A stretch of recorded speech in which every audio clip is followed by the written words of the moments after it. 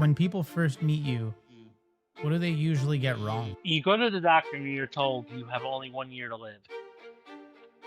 What are you going to do differently now in this year that you've been doing? What's one of your weaknesses? I used to believe my limitations is fine, but now I know it's my resilience. This person never said this was a problem.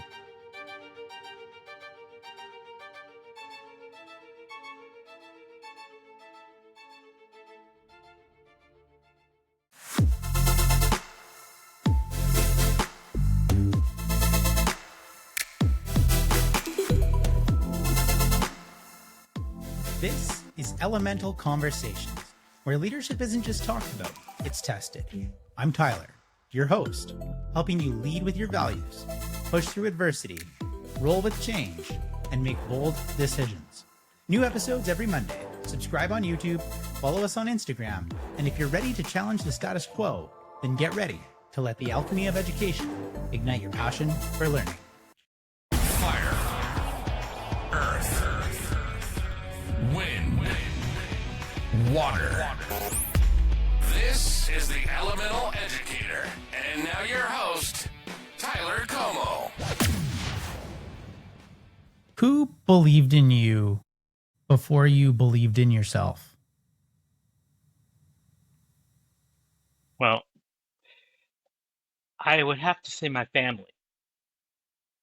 My parents of origin, family of origin. So I was born with a lot of challenges. I was a premature baby. I had a lot of disabilities as a child that I had to overcome, and my parents had a battle fight with doctors, with teachers, with and principals. So I would have to really say my parents first, and then I had a couple of teachers throughout my life in elementary school and as well as junior high that pushed me to kind of see things I didn't see. When did you start to believe in yourself? I would say most likely when I was a junior in high school. So like 16, 17-ish. What had happened was I was always a B, C student. I never failed, but I was never that A student. And I did have a lot of teachers that were like, that would tell me that they know I could do better. And something just, kind of like just clicked or snapped, we could say, that the middle of my junior year, I went from a BC student to a straight A student. The rest of my year and a half at high school, I was a straight A student and loved learning. And now, and then went to college, and then did very well in college, honors, distinctions.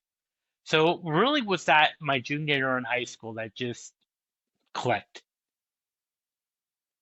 Looking back, what advice do you wish you could give your younger self?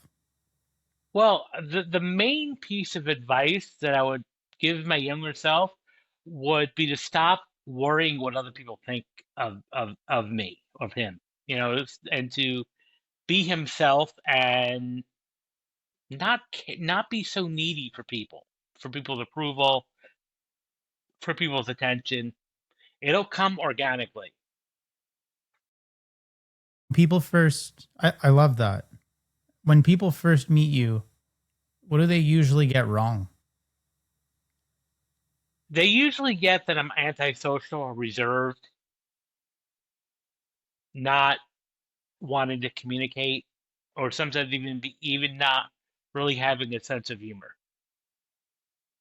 And that couldn't be further from the truth. And it's interesting because I did go to a couple of social events a while back, and we had to kind of do these exercises where we would have people who really didn't know us. We would each join them, give each other impressions, and I've gotten overwhelming a lot, like reserved, not social, and I was like, wow, that's really surprising because that's not me, But first impressions matter because what really is important is the impression and vibes that we're giving to somebody else. Alchemists, welcome to a new episode of the Elemental Educator podcast. I'm pleased to introduce Dr. Albert Bramante, a talent agent, performance psychologist, and mindset expert who's spent over 20 years helping high performers, both in the entertainment industry and beyond, conquering their mental roadblocks. With a PhD in psychology and certifications in hypnosis and NLP, he bridges the gap between talent, business success, and psychology of peak performance. Albert, welcome to the Elemental Educator podcast. It is my pleasure to have you here with me this evening. Thank you, Tyler, for really having me on here. I'm really glad to be on the show with you. And we're going to jump into our first segment here where we've talked about it a little bit about who was around us, what do we value, what do we stand for. And so let's get into grounded moments. Hey, Alchemist, my one request before we get into our first segment, it would mean everything to me if you headed over to our YouTube channel and subscribed. Growing the channel enables me to bring on incredible guests like Albert and continue delivering the best show I can for you. Now let's get into grounded moments. 3, 2, 1.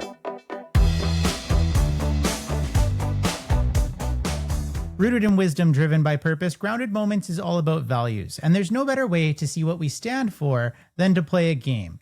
So, Albert, I'm going to give you a scenario and you can reply in one of two ways. You can say it's a principle, which means it's something that's core to you, a true value, or it's a preference, which means it's okay if it doesn't happen all the time. Make sense? Sure, absolutely. Okay. All right, and it's rapid fire, so there's no time for explanation either. Let's play principle or preference. Saying no to roles that don't align. I would say that's a core principle. Doing mindset work before business strategy. Principle core. Brutally honest with your inner circle or brutally honest to just yourself. Just myself. Pausing before you say yes. Crucial principle core. Talking openly about therapy or coaching. Principle core. Cutting ties with energy drainers. Absolutely core. Never giving feedback unless asked. I would say that's a preference, depending on the circumstance. Visualizing before every performance. Core. Refusing to compete with others in your field. Preference. Prioritizing sleep over the hustle. Core. Now, lots of core principles there for you. And I like that because it sets us up here where I want to jump into when you work with somebody or take somebody on, what are the top 3 things you're looking for in that person to know that they're going to do something outstanding? The first thing is that they're coachable. So are they open to feedback? Are they open to incorporating feedback? That doesn't mind if they question our work together, but are they willing to accept and willing to adapt? That's the first principle. The second thing is that they're passionate in what they do and they really firmly believe in the work that they're doing. So that would be the second thing. And the third thing is having good values in a sense, like really caring about, the world around them, the betterment of mankind in a sense. So doing something with purpose. How do you tell right away or as quickly as you can if somebody's got that? Well, you could just tell based upon the first interview, asking them some questions, giving them some scenarios, or even challenging their assumptions in a way. And are they willing to at least hear me out, or they start defending themselves? And that's usually what sometimes can happen, and especially in a coaching context, or a teaching moment. People are not open to feedback, and that usually is a big kind of like red flag that this might not be the best alignment if that's the case. Do you have an example of maybe a favorite question you like to ask in that interview process or that pushback you would give to see how they respond? I would say typically would be like, what are your weaknesses, or what would people say about you when you're not there, in a sense? Usually, if somebody says, well, I really don't think I have any weaknesses, that we're done. That, because we all do. We're all works in progress. So we all have strengths, we all have weaknesses. A lot of times I might even ask a question, be like, what would your critics say about you? What would be the one thing that you hear, your naysayers would say? And that they have something to say with that, and I would definitely think that that's an alignment because again, there's people in our life that we'll encounter that are not going to be a cup of tea, and that kind of indicates that you're grounded if you're able to be aware of that, in a sense that who's you really have a good stock of your strengths and weaknesses. I think it's really important when you interview and you're asked that question, what are your strengths, but also what are your weaknesses? So many people want to go in with the mindset of, oh my God, I want this job. And if I say I have a weakness, I'm not getting it. But what you're really doing is by sharing your weakness, you set yourself up for success so that when that weakness shows later on, one, they've prepared for it and know how to support it. And two, they don't go, where the heck did this come from? This person never said this was a problem. Right, exactly. And then when we hear like perfect stories or too perfect, our minds have a natural tendency to go, something's not right here. What are they hiding? And that's not going to get you a job interview. They've actually did a study related on this, and in the study, they had people listening to interviews and saying potentially which would you give your job to. One of two scenarios: one, they give a really polished interview, and the other one was like somebody stumbling, like almost like they it sounded like in the interview that they spilled coffee. They would get a coffee and they spilled it. Which candidate would you want to hire? And it was actually overwhelmingly the one that made the mistake of thinking, it sounded like they spilled the coffee. Because like, oh gee, oh shoot, I did that. And you heard it in the middle of that. So I think it just goes to show that we want people that are going to be multifaceted, that a lot of times we try too hard to make that first impression of like being perfect, and that's going to backfire on us. Whether it's a job or even a date or any type of situation, when we try too hard, it'll backfire. And, just a couple episodes ago, I talked about how I hate the phrase fake it till you make it, because what ends up happening there is you can only fake it for so long, and then people see what really is hiding underneath. And so to go in and try to give an impression of somebody you're not, it might land you the job, but it's going to set yourself up for failure in the future because you're not going to rise to what you've promised yourself to be. So you have to show up authentically. Now, go ahead. Well, I was going to just agree with you. I don't know why we use that statement, fake it till you make it, because first of all, what am I faking? And secondly, then you're telling me what I'm doing is not real or authentic. So authenticity is the key there, and that's what I would think to add to that. So Yeah, just being authentic, which means you're going to have your flaws. absolutely. Now, putting you on the spot, I'm going to flip your interview question on you. What's one of your weaknesses? Well, I have a few. I would definitely say I'm getting better at the not caring what people think and not trying too hard. I would also kind of say like I have sometimes trouble focusing. So I haven't been formally diagnosed, but I often think that I do have a lot of ADD tendencies. So if you look at my workflow, you could see that sometimes on my Chrome I'll have 40 tabs open, um, and I can sometimes be easily distracted. So I would definitely say I have some challenges with focus. I appreciate the vulnerability and sharing that. And I would say I'm almost opposite, where I'll hyper focus and fixate on something and want to go at it until I try to perfect it as best as I can. And, it compromises that idea of what is balance, because you want to focus so hard to put your best effort into something that it can become difficult. Now, before coming on the show, Albert, I asked you to just share a quote with me. And the quote that you shared is, "There's not such thing as rejection, just a simple reminder that your services are not needed today." And I'm curious, Where did you come across this quote, and why did you choose to bring it onto the show today? Well, it's a very powerful quote because at the core, I work with actors, and the show business side of things is a lot of no's. You're going to get many more no's than you're going to yeses. And any actor, an artist will tell you that, or singer, performer will tell you that. So I came across the book. It was a book on NLP a long time ago that I read, and I don't remember. It was just like one of those quotes that were just like peppered in the book.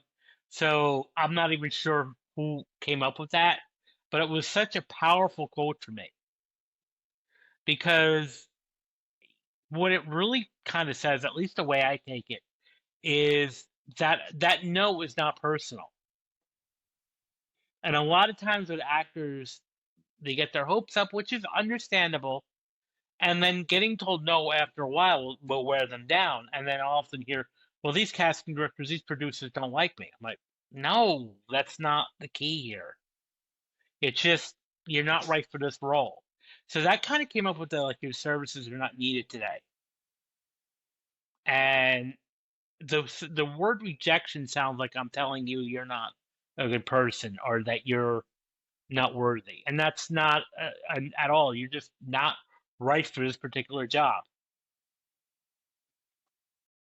It's always so fascinating to me when you think of words. This is maybe a little nerd out session, but the word rejection itself wasn't meant to cause an emotional reaction in somebody. It's a description of something that's happened. You were told no to something, yet we'll take words and we will internalize them and add emotion behind them to provoke feeling. And that's the difficult part. So I appreciate the quote coming on the show. And, I would kind of say like rejection is a real thing. You can, but at the same time, by definition, it's almost the same as just saying it's a no right now, or it's a no for forever, right? It all depends on how we interpret it. But I like it because what you've brought is something that expands on the idea of go back to what the word is actually trying to say, not the personal attack you're interpreting it as. Exactly, and that's exactly right. It's not personal, and it does not necessarily mean never. It's just not today.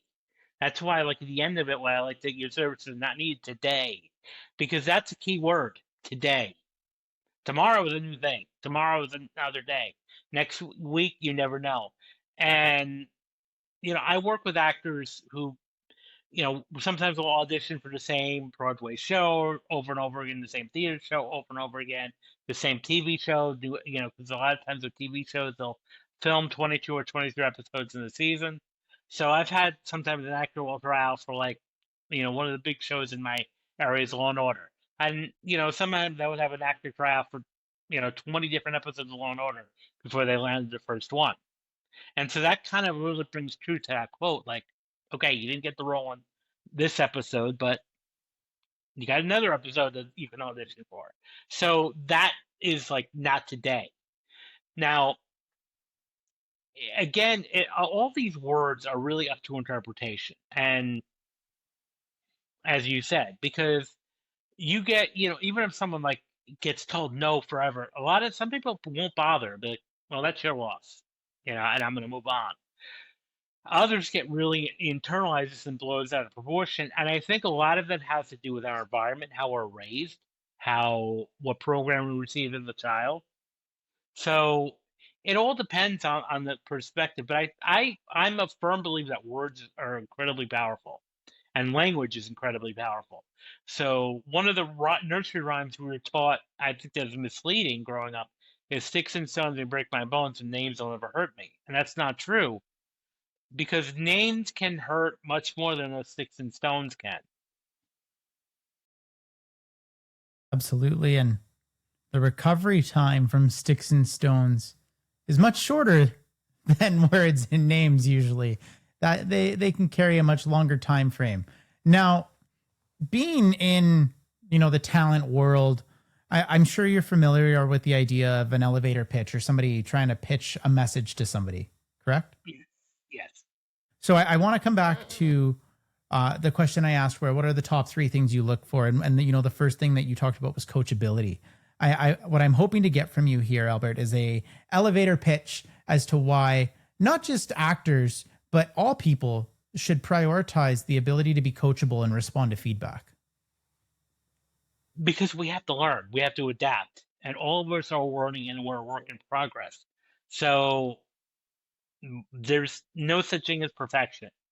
So and if we look at the effect of discipline, that's where discipline comes in. Part of it is being able to be open to feedback. That may or may not be easy to hear at first.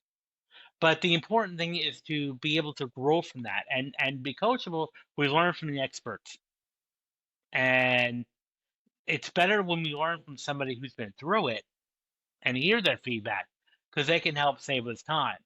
Or we can become stuck in a perpetual victimhood or that unproductive cycle. So being coachable is extremely important.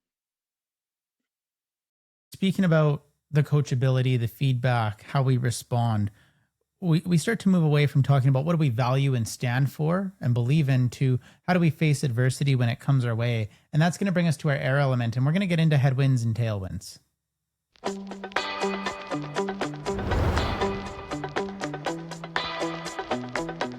In headwinds and tailwinds, we get down to the mistakes we've made and what was in the aftermath to learn.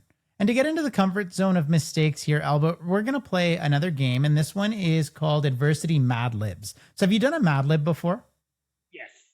Yeah, so it's that idea of there's a blank and you fill something in with it. I'm going to ask you to fill in some blanks for me, and they could be the honest truth, or you can totally make them up. Are you ready to give it a try? Yes. Okay, first one that I want you to give a try on here. I self-sabotaged for years by blank until I finally admitted blank. I would say I sabotaged my people pleasing until I realized that I am my own, sort of satisfaction. Yeah. Another one here. I used to believe blank defined me, but now I know it's blank. I used to believe my limitations defined me, but now I know it's my resilience. I like that one. One of the hardest clients I ever coached through self-doubt was having trouble with blank. Having trouble with repeated patterns that they've learned throughout childhood. When I first realized people had imposter syndrome, it showed up as blank. It showed up, interesting as sometimes as arrogance and know-it-alls. And my turning point came when I chose to blank, even though people in my instincts told me not to. Started to prioritize myself over others. There's some great answers there, Albert. And some things that I want to come back to. We talked about one of the hardest clients you ever coached through self-doubt. Your response there, can I get you to elaborate on that a little bit? Well, a lot of times when you're taught or raised in a certain way of style of thinking, this is the way it is, we become ingrained or kind of like stuck on that pattern. Like, this is how it is. Well, everyone else said it was this way. It must be this way. And if you're this outsider as a coach or anybody else telling you that you look at it this way, it may be viewed as like just you don't know what you're talking about. Because, well, my mom and dad and my family and my teachers said this, and you're telling me this, so they're not wrong. And when we're younger, especially, we put our parents and we put our teachers up on pedestals. And hopefully, as we get older, I'm not saying to resent them, but what I'm saying as we get older, we start to should realize that they're human beings. And because they're human beings, they're going to make mistakes, and they're only operating out of their own programming. So I coach a lot of people, especially, and I work with a lot of people that are still as adults and they may be resentful towards their parents, like because maybe their mother or their father didn't show them the love that they wanted. And part of that is like, well, no, they were doing the best they can with what they had. So especially as young, any new parent, will tell you there's no instruction manual on how to raise a child. No, it doesn't come with manual. So all of us are winging it, and we're going to make mistakes, and we're based upon the program that we have. So what I was going to say is usually we're very stuck to routine. We don't like to change. And if we've been conditioned to believe something at such an early age and become part of it, we're not going to want to change that easily. Completely agree. And very well spoken. I've got two kids of my own and a third one on the way. I wish there was a manual because boy would it help a lot, but I'm also very glad there wasn't because it lets you do and build the uniqueness of what we are as humans. And that's what's beautiful about not having that manual is we get to decide for ourselves where we want to go and how we want to take it. I'm curious, Albert, talking about adversity here, what is something that you had to unlearn? I think I had to unlearn that, limitations are not the defining moment. So, for many, many years, I was told, like, okay, you're going to have troubles with this area, you're going to have troubles in that area. And it's like, no, it's either not even like, or even I might, it's about how do we change that and how do we, like, again, go into adversity? How can we make this better? So there may not be a way to completely erase the problem or erase the issue, but the key is what can I do to become better? So I may not have this, I may not have that, but I do have something else that can do better and that can overcome things. So, I grew up in a family where everybody was an athlete. I was the youngest of five. My oldest brothers and sisters, and my father was athletics through and through. My father was a coach, my older brother was a coach, and they were avid sports fans. For me, zero interest in sports, zero ability in sports. So, and I was told a lot like, "Oh, something's wrong with you. This boy is weak." Because again, I grew up in a Gen X population, so boys were simply tough, rough and tumble and play, and I wasn't built like that. So, naturally, I was told, messages like, "Oh, you're a weak, you're a sissy," all that stuff. Um, that's not true. I'm just not into sports, but I love to read. I love to, you would find me in the library when I was in junior high and high school on the weekends. So I read a lot, and I still do. But that's, who I am. So I would say definitely I've learned that, our childhood and the labels that we are told don't define us, or don't have to at least. How do you work with actors at that believe that they are defined by their limitations? How do you help them shift that mindset? Well, I mean, the first thing is to unpack it. Because very often when we're in a cycle of beliefs, there's a tendency that we tend to delete, distort, or generalize information. So if someone is so defined by the limitations, the first thing is say, okay, let's talk about what you did achieve. And most people are very humble at first because it's like, they don't like to brag, but when they start to unpack what all they achieved, they're in shock to themselves, like, well, I didn't really realize that. I worked this, I got this, I got this, and so because we tend to delete that, we tend to ignore that, and we tend to generalize it or distort even the negative feedback that we have. So sometimes, like, somebody says, "I can't do anything right." You mean anything? And sometimes, well, who told you that? And a lot of times they can't answer. They're like, "Oh, well, no, because it's a voice in your head telling you that." So you're distorting, you're generalizing it. So it's kind of like starting to dismantle it slowly, by looking in the lens of what are you deleting, what are you distorting, and what are you generalizing? I like the lens that you put on that, right? Deleting, distorting, generalizing. It's a good way to think about how we access our memory. Speaking of, you know, those hardships and the adversity, what's one of the biggest mistakes that you've made and had to overcome?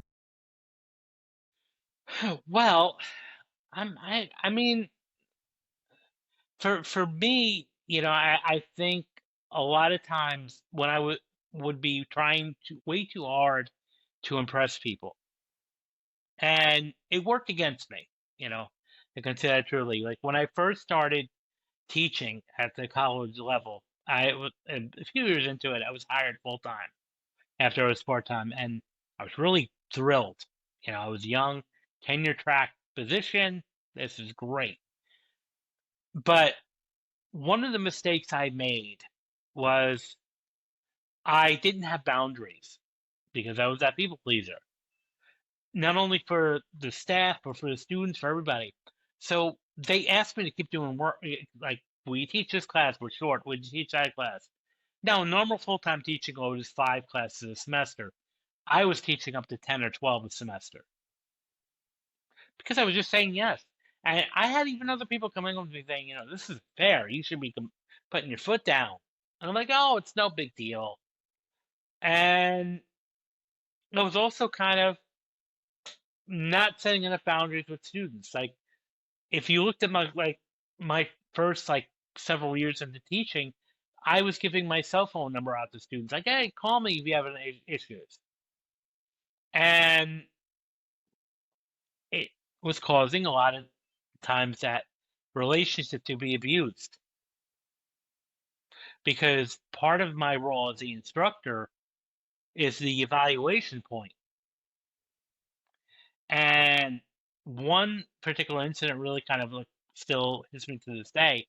A student didn't turn in a couple assignments and got a lower grade. I mean, that's was the fair thing to do. And we had developed a rapport. Well, I thought we developed a rapport. And she kind of brought it up to me. She's like, well, you and I are friends. You should know. Whoa. Okay. First of all, that's when I said there's a problem here. And I'm like, she said that. Maybe I was giving those signals because I was a little too available. But at the end of the day, I was like, no, we're not. And I was like, you didn't do the assignments. It's objectively, this is your grade.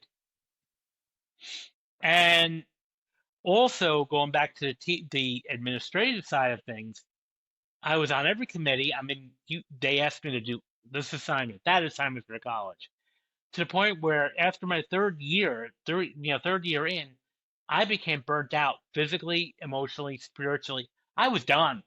I mean, like completely checked out. And the mistake that the consequence of that was, well, number one, my health was really downhill. Um, I also was dropping the ball on things that that college was asking me to do. So I lost a little bit of professional respect. Well, and the kicker, I think that really the consequence of that was the end of the fourth year, beginning of the fifth year is like the critical year for a tenure acquisition because that's the full review. So during this time, we had a whole change in administration. Like all new people left, old people left, new people took over, and they went around to every department and said, "You have to make 2 cuts. We're making budget cuts, so you have to get rid of 2 people per department." So I think you kind of know where I'm about to go here. I was one of them, and it was devastating because I put my heart and soul, and I really had a good track record. I had good evaluations. Students loved me. I had teaching awards.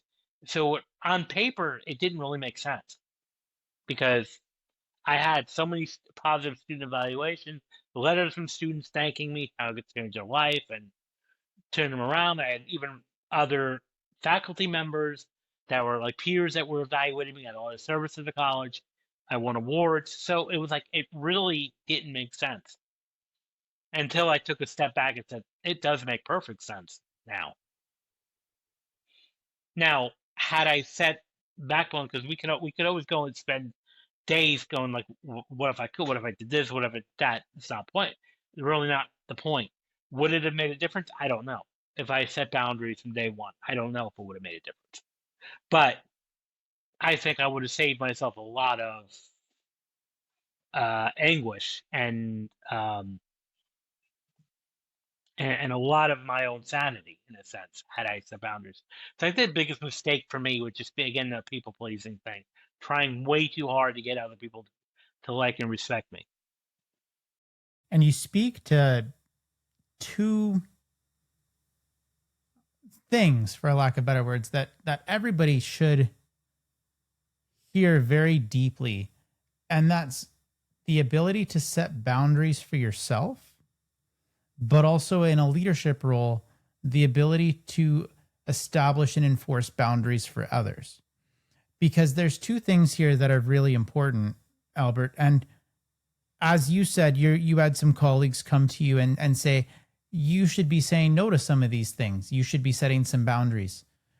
But I think a great leader would also recognize that you have to say no. And somebody above you should have approached you at that point and said, no, that's too much.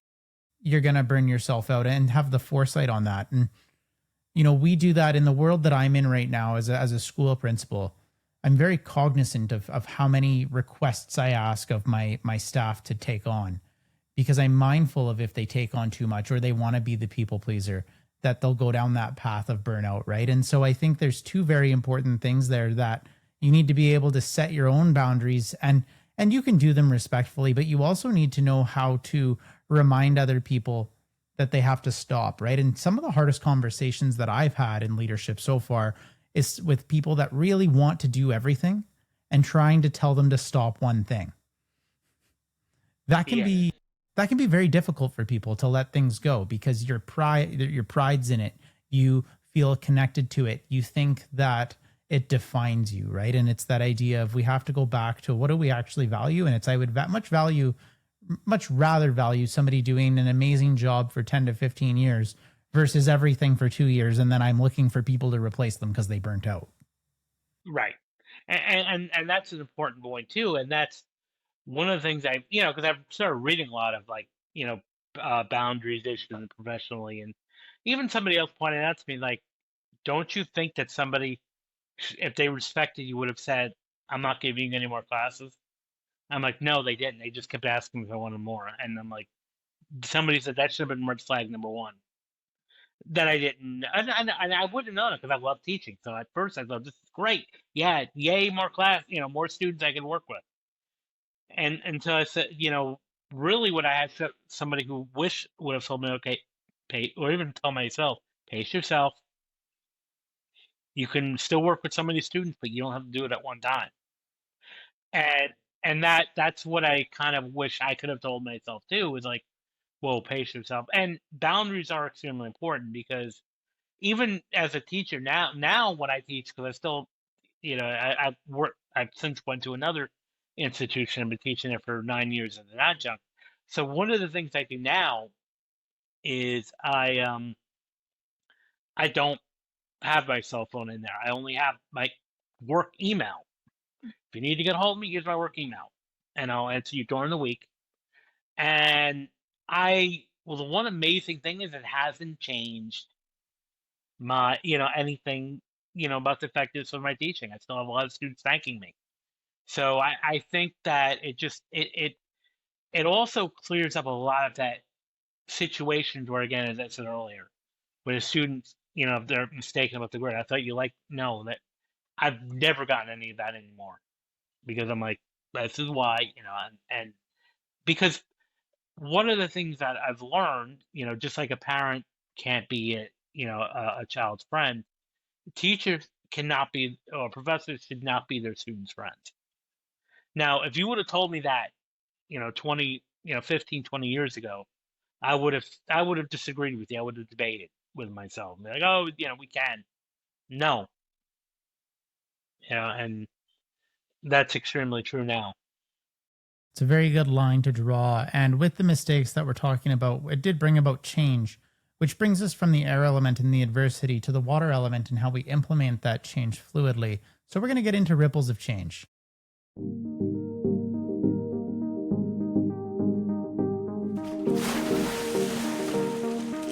Small shifts, big waves. In Ripples of Change, we discover how to make a lasting impact. And Albert, in this elemental game, I've got 5 questions for you. And in the shortest response possible, I just want your quick tips to try to answer the question. All right? Here we go. So what is one subtle way people self-sabotage, and how can they overcome it? Procrastination is probably the most subtle. And the way to overcome it is set a schedule and take action. What's your go-to action to shift someone out of a fearful mindset? Do one thing each day that makes you uncomfortable. What's one myth about mindsets and mindset work that frustrates you? It's so easy. Just be positive. What's a phrase every performer or leader should retire?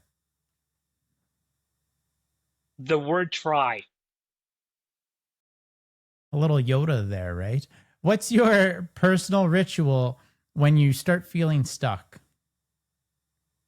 The personal ritual is I start to look at all my achievements. I call it the happy file, where I document all my achievements over the years and I pull them out. So that might even be pulling out the letters from students over the years who thanked me for being a good educator.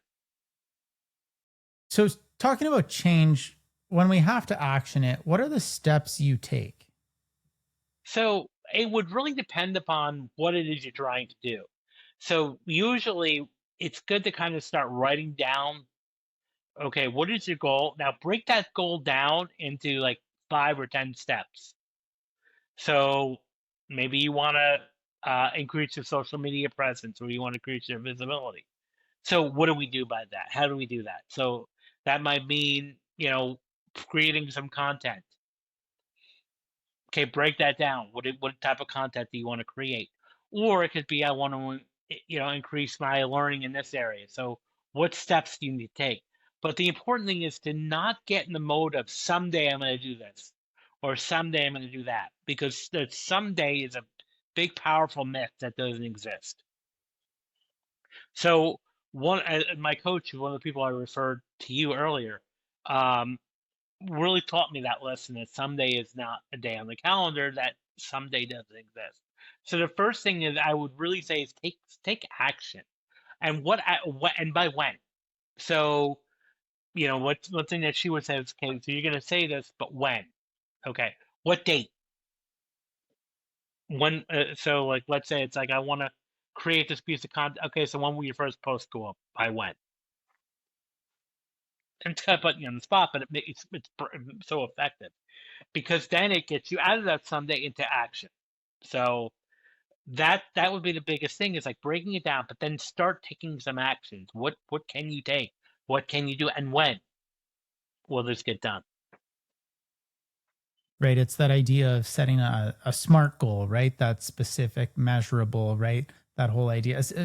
What I'm hearing from you specifically is, right, the specific and the measurable side. How are you going to do it? When are you going to do it? Yes. Right.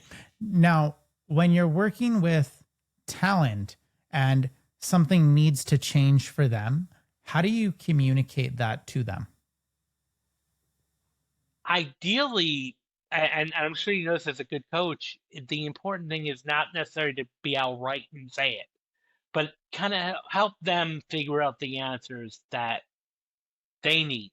So maybe questioning things like saying, did you ever think about doing something different? It's like I want to book more roles, or I want to go on more auditions. Okay, so what actions are you going to take towards that? So how are we going to make that happen? What are you going to do today? What are you going to do tomorrow? What are you going to do next day to do that?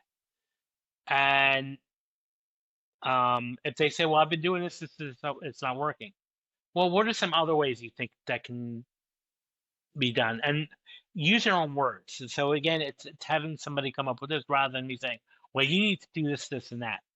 Because as human beings, the one thing we don't want to do is be told what to do. And at the same time, some people want to be told exactly what to do. Yeah.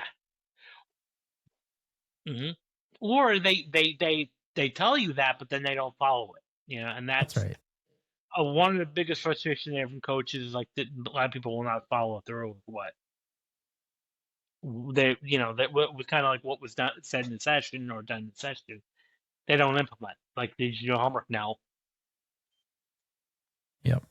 People want to hear and know what it takes to get to the next level, but when it becomes a lot of work, they don't want to do it. And go Or ahead. scary. Or scary. Yeah. Yeah. Or Not it's like, knowing where to start, that first step, all of that Not all of that can be difficult. not knowing where to start, and especially if you're really introverted, not going to talk to people. I got to go to a meeting. I've got to do this, and that's scary. And the thing about our brain, and this one thing I kind of really hope the one thing I understand, our brain is protecting us. It's doing its job. When even though our situation have changed, our brain is still in that hunter-gathering stage where we had to avoid, danger by the saber-toothed tiger or other tribes taking our resources away. Now we're no longer in those environments, but our brain still is functioning in that same pattern. So therefore, we're still in that fearful moment. So I think part of that is just saying, okay, we need to overcome that fear and just really tell ourselves it's okay to do this. And even if somebody's like experiencing this fear, and I heard somebody else say this, that and other coaches have said this, I'm not going to say this is my own idea, but transforming fear into excitement, reframing that. Like, because a lot of people say, well, I feel these butterflies in my stomach or my heart's beat fast, I must be fear. I'm like, who says fear? It can be excitement. That's right. Yeah. So one of the things I've heard you say frequently in this segment is that idea of taking action when we want to make change. You have to take action, do that first step. And that's going to bring us from the water element, where we talk about how we implement the change, to the fire element, where we start to take those actions and make those decisions. And so with that, we're going to get on with our last elemental segment here on spark or burn. Alchemists, before we jump into our final element here, I spoke earlier about the importance of subscribing to the YouTube channel, but it means just as much if you head over to Albert's channels and give him a like, subscription, or follow.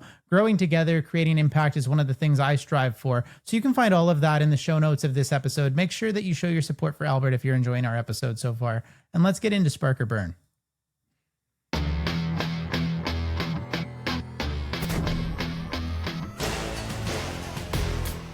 Welcome to Spark or Burn, where we talk about the events that sparked success or burned lessons into our memories. And Albert, our last elemental game here, we're going to play Final Answer. I'm going to give you a would you rather scenario, and you just have to let me know which one you would choose. Ready to play? Sure. Would you rather outgrow your environment or stay and feel safe? Outgrow my environment. Would you rather be vulnerable on stage or in real life? Interesting. I would have to say in real life. Would you rather chase validation or trust your inner voice? Trust my inner voice. Would you rather be 80% ready and act or 100% ready and late? 80% act and be on. Would you rather coach someone who resists change or someone who fears success? Fears success. Would you rather go all in and fail or hold back and never know? All in and fail. Would you rather be seen as too emotional or not emotional enough? Too emotional. Would you rather break a personal rule or live by one that no longer fits? Break a personal rule. Would you rather take one step with courage or 10 with doubt? One step with courage. Would you rather rewrite your story or burn the old one entirely? Rewrite. There we go. And with those decisions, final answers are locked in. We have to live with them, and I think we'll be okay. What is the hardest decision, Albert, you've ever had to make? Walking away. I had from 2021 to 2023, I partnered up with another talent agent. We created a new talent agency from our own, because I was a talent agent for 17 years in one agency, and this person had her own agency for 3 years, and we decided to join forces. I'm not going to speak too ill about it. It didn't work out. I'll just tell you that the partnership didn't work out. So I had to walk away, and I walked away from the entity, and I was the one that had to start over again and rebrand my agency. Yeah, and then I opened it up, Bramante Artists, which is my current agency, January 1st, 2024. That was tough. That was scary because I had to get.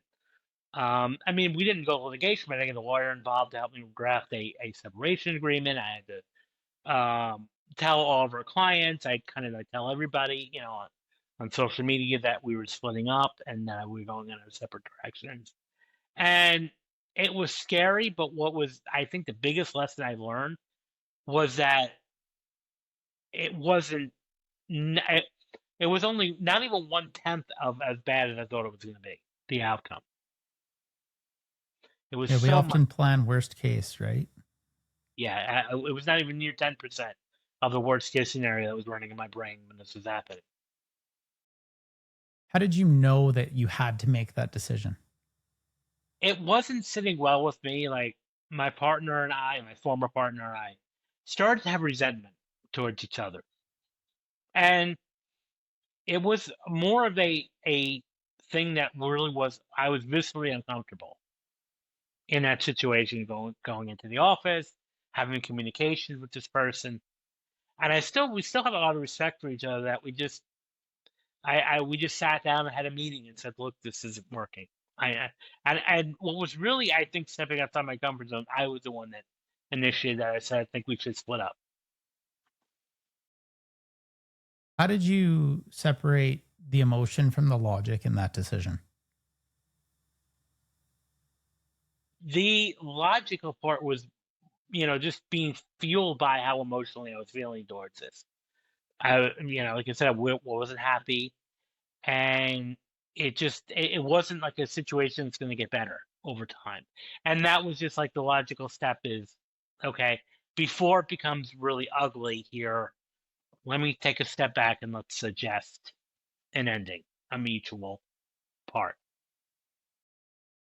Now, with that scenario, there's lessons that get burned into our memories on what we would do differently, how we recognize it, or maybe we're proud of how it was handled.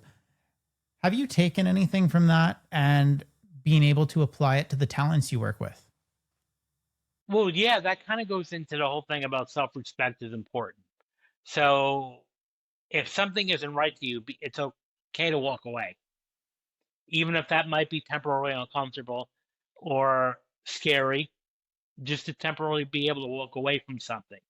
And if it's something, like I said, if it's not working, a situation, an agreement, or any type of relationship with this person professionally, if it's not working, there's nothing wrong with walking away. Completely agree.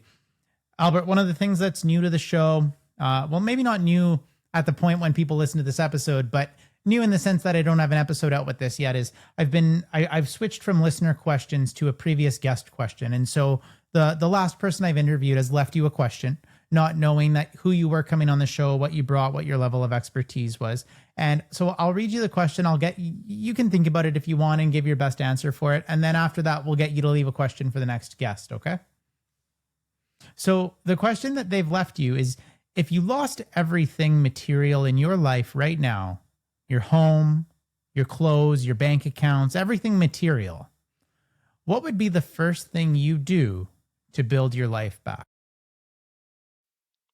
The first thing I would do is seek help, whether that would be from local shelter or local services, or friends, family, and find a way to ask for help, and then slowly build from there. And then, of course, when I'm able to get back on my feet again, returning the favor. Very, very valid. And I don't take my crack at them. I just leave them for the guests because they get the hard questions. What I want to know, Albert, is what question, again, not knowing who I'm interviewing next, but what question would you like to leave for my next guest? Well, this is going to be deep, So Absolutely. So you go to the doctor and you're told you have only 1 year to live. What are you going to do differently now in this year that you've been doing? All right, I'll read it back just to make sure I captured it there. As you go to the doctor and you're told you only have 1 year to live, what are you going to do differently now? Yes. All right. I can't wait to see how they answer that one and where it goes. Albert, this has been a lot of fun. And I'm just for the people listening, how can they get in touch or get a hold of you if they want to connect? Sure. Well, you go to my website, albertbramante.com. You can also find me on Instagram and LinkedIn under Albert Bramante, and I'd love to connect with you. Send me a message. Let's have a conversation. And what is a final thought you want to leave our listeners with? 3 words: you are enough. Thanks for sticking around to the end of the show. If you have feedback, a suggestion, or just want to start a conversation, fire off an email to me, Tyler@elementaleducator.com. I actually read them. And if this episode sparked something, leave a review on Apple or Spotify. It helps more leaders find the show. And don't forget to subscribe on YouTube, where I put out additional content. I'll see you next time, same time, same place.